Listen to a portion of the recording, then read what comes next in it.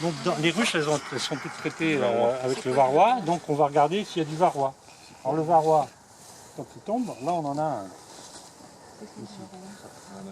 C'est un parasite, c'est ce qu'on appelle le vampire de l'abeille. C'est un parasite qui vient sucer le sang de l'abeille. Et bon, la femelle, surtout, elle se fait enfermer au moment de l'operculation. Elle se fait enfermer au moment de l'operculation dans la ruche. Et elle pond des œufs qui deviennent des larves. Et ces larves piquent la larve. Et donc en piquant la larve, eh ben, elles peuvent injecter des virus. Et aussi, comme elle suce le sang de l'abeille, eh bien la métamorphose se passe mal. Et l'abeille, elle peut avoir des ailes déformées. Ou, elle n'a pas forcément une métamorphose complète. Bon, là, c'est une tête d'abeille. Oui. Il y en a une qui a été guillotinée. Voilà, mais ça arrive. Donc là, on a quelques grains de pollen qui tombent aussi. Voilà.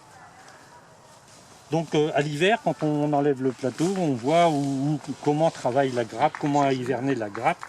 Alors donc ce plateau-là, quand vous l'achetez, il est complet. C'est-à-dire que là, moi j'ai fait des trous pour évacuer l'eau parce qu'il y a de la condensation qui se fait et ça permet, comme la ruche est un peu en pente, ça permet d'évacuer l'eau. Alors j'en ai fait aussi à l'arrière parce que des fois le plateau il n'est pas tout à fait bien plat. Donc il y a un peu d'eau là, un peu d'eau là. Aussi, ouais. Et donc en faisant des trous de chaque côté, l'eau s'évacue. Et donc ça permet aussi de fermer la ruche. L'hiver, par exemple, surtout si vous avez des supports métalliques comme ça, donc à 30 cm, conseillé 30 cm minimum, le vent, quand vous êtes exposé au vent, le vent peut rentrer par le bas. Donc l'hiver, je calfeutre tout. Hein. Il n'y a que la partie là qui permet aux abeilles de sortir qui est ouverte. Tout ça parce que moi, ici je le fais, mais aussi parce que c'est important de conserver la chaleur au niveau de la grappe.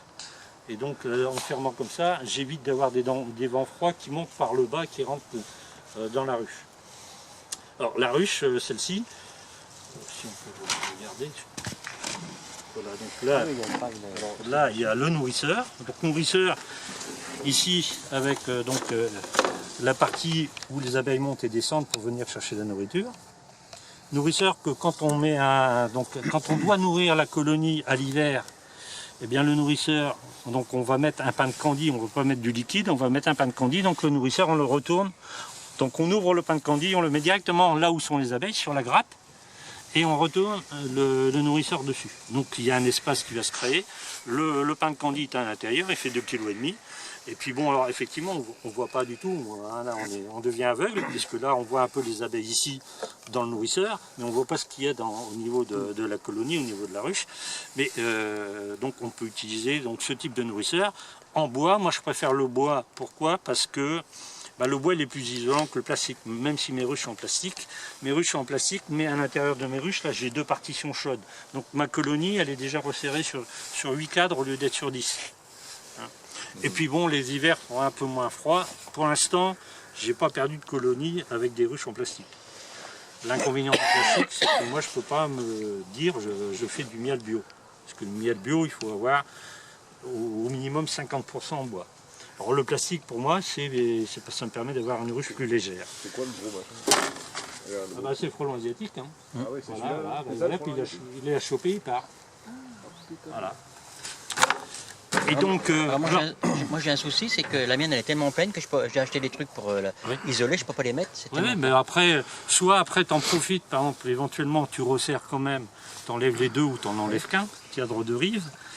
Et ces cadres remplis de miel, tu peux les mettre à ton autre ruche s'il y a un déficit de miel. Hein. Ça, tu peux le faire. Hein. Bon, bien sûr, en espérant que ta colonie n'est pas malade. Si elle est malade, tu ne vas pas... Mais bon, normalement, tu n'as pas dû t'en apercevoir. Alors, quand on pèse une ruche, on pèse par l'arrière. Donc là, j'ai le peson, il est dans ma voiture, mais donc on pèse par l'arrière. Ici, on soulève par l'arrière. Déjà, rien qu'à la main, vous pouvez déjà voir... Si j'enlève ça, c'est mieux. Il y a plein de... Vous voyez qu'elle est déjà assez lourde quand même. Hein. Après, ça permet de comparer, vous pouvez soulever, il n'y a pas de souci. Entre les deux, là, plastique et bois, c'est combien? Alors, quand on soulève, là, normalement, donc le peson indique un poids, et donc on multiplie par 2 pour avoir à peu près le poids de la ruche. T'as combien en poids là dans la ruche, là, doit faire, là, je pense qu'il y a 16-17 là, et donc on peut penser qu'elle fait 35 kg. D'accord. trentaine de kilos, c'est bon, quoi. Quand on a 15 sur le... Ça va. Les hivers sont pas trop rudes. Hein. Donc ça, c'est plastique. Ouais, donc ça, c'est donc sur support. Donc après, vous